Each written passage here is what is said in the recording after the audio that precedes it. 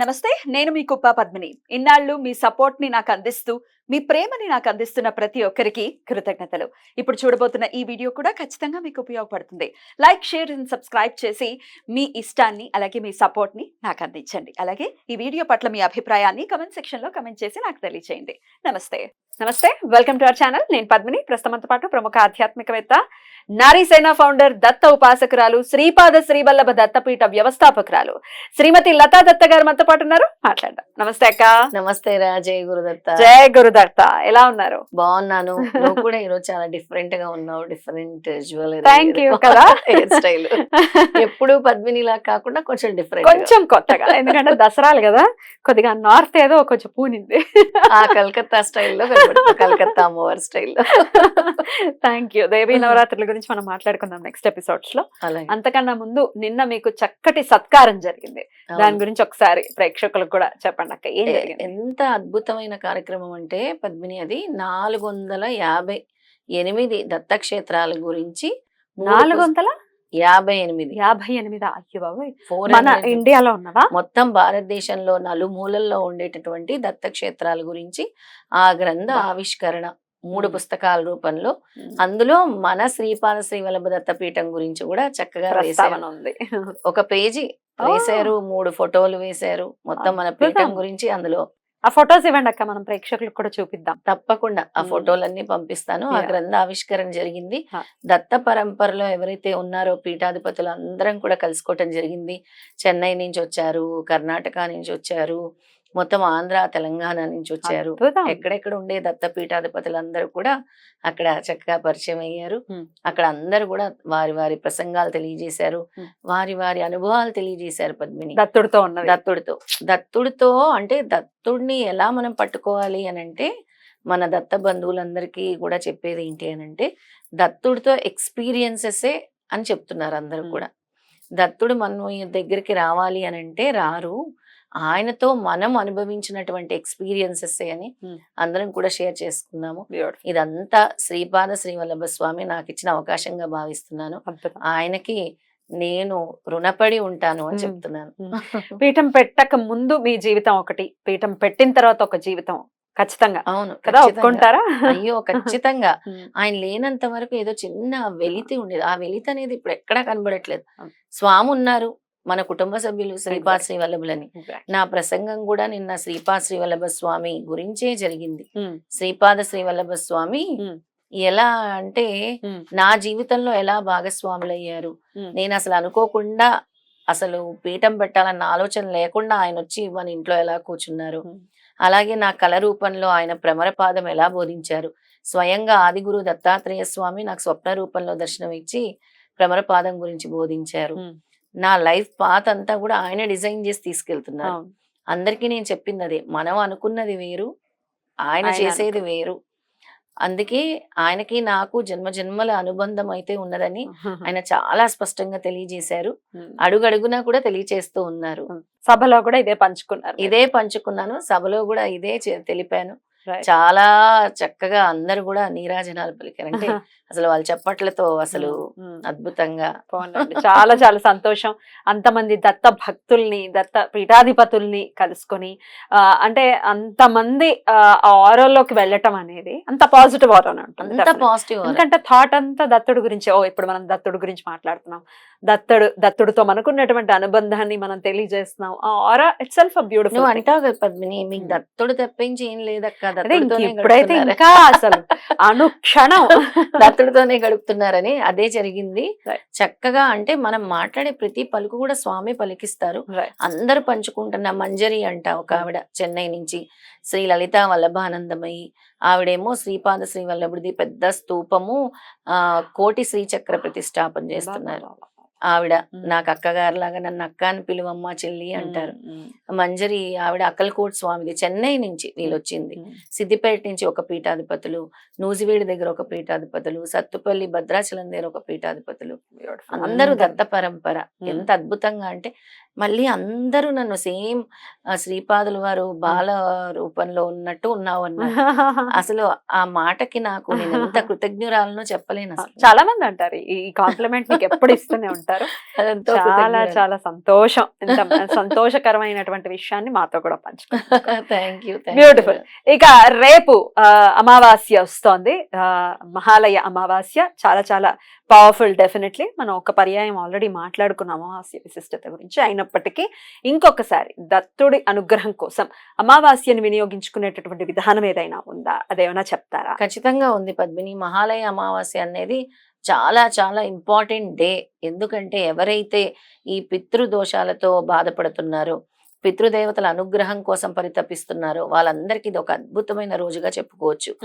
ఈ మహాలయ పక్షాల్లో దీని మహాలయ అమావాస్యగా ఎందుకు పిలుస్తారంటే, ఈ అమావాస్యతోని పితృ తర్పణాలు వదిలేయటము అనేది చివరి రోజు అన్నమాట. అది ఈ 15 రోజులు కూడా పెద్దల కోసం, అంటే పితృకార్యాల కోసం, పితృతర్పణాల కోసం వినియోగించుకుంటూ ఉంటాం. ఈ 15 రోజులు కూడా మన పితృదేవతలందరూ కూడా భూలోకానికి విచ్చేసి మనం వాళ్ళని గుర్తు చేసుకుంటున్నామా లేదా, మనం వాళ్ళ గురించి మాట్లాడుకుంటున్నామా లేదా అని. అసలు ఏంటి పితృదోషాలు అని అంటే, అందరూ పితృదోషాలంటే వాళ్ళు మేము ప్రతి అమావాస్యకి చేస్తున్నామండి అంటారు. అది కాదు. మీ తాత ముత్తాతలు ఏవైతే పాపాలు చేశారో, ఏవైతే పుణ్యాలు చేశారో అవి కూడా మీకు వర్తిస్తాయి. అందుకని అంటారు తల్లిదండ్రులు చేసింది పిల్లలకి అని. అందుకే వాళ్ళకి మీరు వదిలిన తర్పణాలు అది మామూలుగా వదలటం వేరు, గయాక్షేత్రాల్లో వదలటం వేరు. నేను ఎప్పుడు చెప్తూ ఉంటాను. అయితే ఈ మహాలయ అమావాస్య రోజు మీరు ఇప్పటి వరకు చేయని వాళ్ళైనా కూడా, అయితే ఆ రోజు మన పెద్దల్ని గుర్తు చేసుకుని మనం వండిన వంటకాలు ఏదైతే అన్నం వండుతామో అది నల్ల కుక్కకి, కాకి కూడా మనం పెట్టాలి ఆ రోజు. వాటికి ఆహారాన్ని అందచేయాలి. అలాగే పైన అంటే మీరు ఎక్కడైతే ఇంటి మీద, డాబా మీద అక్కడ వాళ్ళ పేర్లు స్మరించుకొని పెట్టండి. అలాగే ఆ రోజు ఉదయాన్నే లేవగానే సూర్య భగవాన్ని చూస్తూ తర్పణాలు వదలండి. ఒక కాపర్ గిన్నెలో, ఒక రాగి చెంబులో గాని పాత్రలో గాని కొద్దిగా నీళ్లు వేసుకొని, నల్ల నువ్వులు వేసుకొని ధారగా విడిచేసేయండి చూస్తూ. వాళ్ళ పేరుని స్మరిస్తూ, అంటే మేము వెళ్ళలేకపోతున్నాం ఎక్కడికి కూడా, ఇంట్లోనే ఉండి మేము చేసుకుంటాం అన్న వాళ్ళకి చాలా సింపుల్ రెమెడీ అన్నమాట ఈరోజు. వాళ్ళ పెద్దల పేర్లు అందరూ కూడా, తాత ముత్తాతలు తెలియకపోతే వాళ్ళ నాన్నగారు, వాళ్ళ నాన్నగారు, వాళ్ళ నాన్నగారు అనుకుంటూ, మీ తాతగారు, నాన్నగారు, తండ్రి గారు అనే 3 తరాలు చెప్పుకుంటూ అలా చెప్పుకుంటూ ధారగా విడిచేసి. కానీ ఘోరం కదా, తాతగారి పేర్లు తెలుస్తాయి, ముత్తాతగారి పేర్లు తెలియకపోవడం అనేది కొంచెం బాధాకరం. అందుకే ఫ్యామిలీ ట్రీ అనేది రాసుకోవాలి. ఎందుకంటే we are made up of their genes కదా. వాళ్ళ జీన్స్ ఎక్కడో ఒక చోట ఉంటుంది కదా మనకి, తాత ముత్తాతల జీన్స్.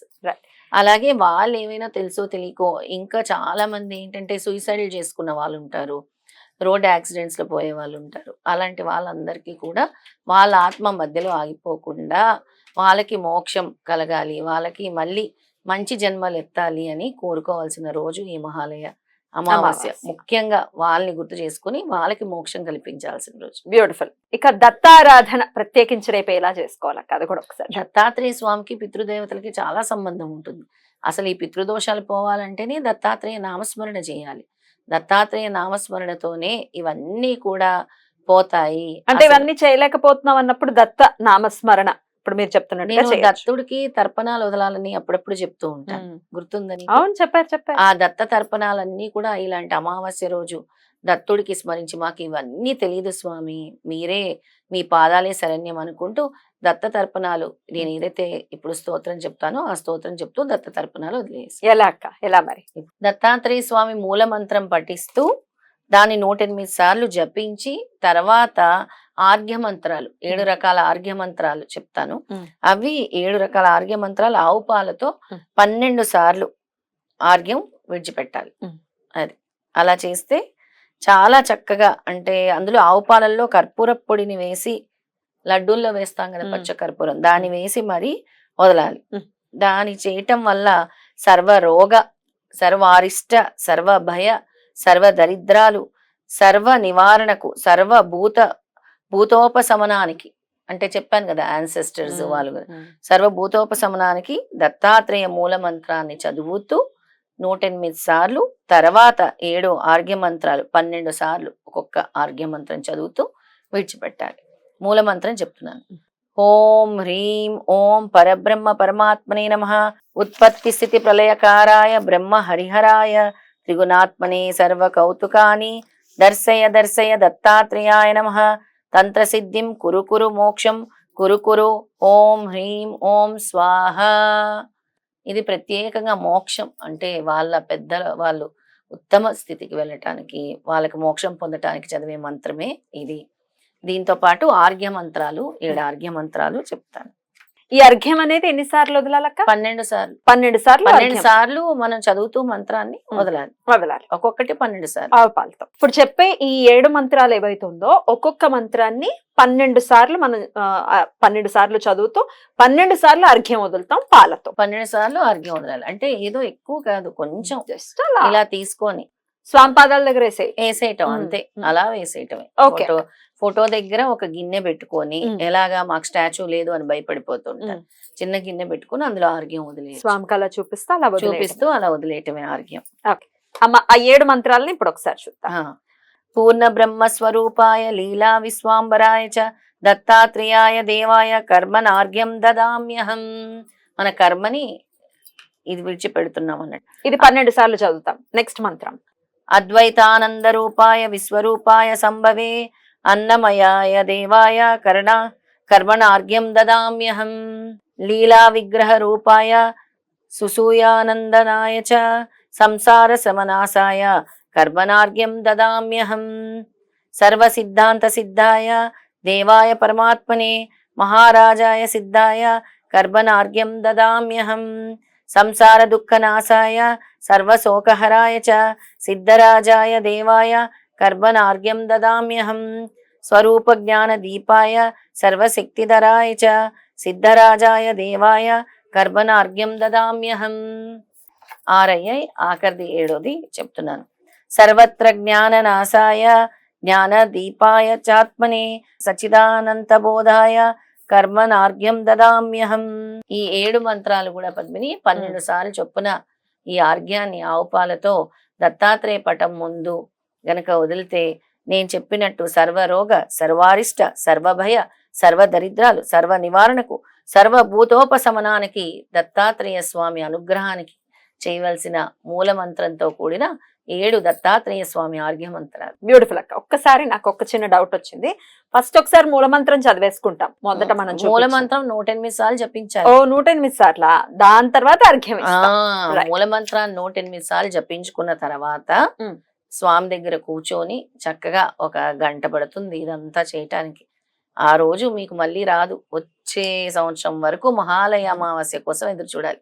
అందుకే ఆ రోజును మీరు వినియోగించుకొని ఈ మంత్రాలతో ఆర్ఘ్యం వదిలేసి తర్వాత మీకు వీలైనచో చక్కగా పెరుగన్నము దద్దోజనం చేసి ఎక్కడైనా వెళ్ళి పంచిపెట్టండి. అనాథులకి కానీ, వృద్ధుల ఆశ్రమంలో కానీ, అనాథాశ్రమాల్లో కానీ, లేదా రోడ్డు మీద ఉన్న ఎవరైనా అనాథులకు కూడా మీరు ఈ దద్దోజనాన్ని పంచిపెట్టండి. అర్ఘ్యంగా వదిలినటువంటి ఆ పాలను ఏం చేయమంటారు?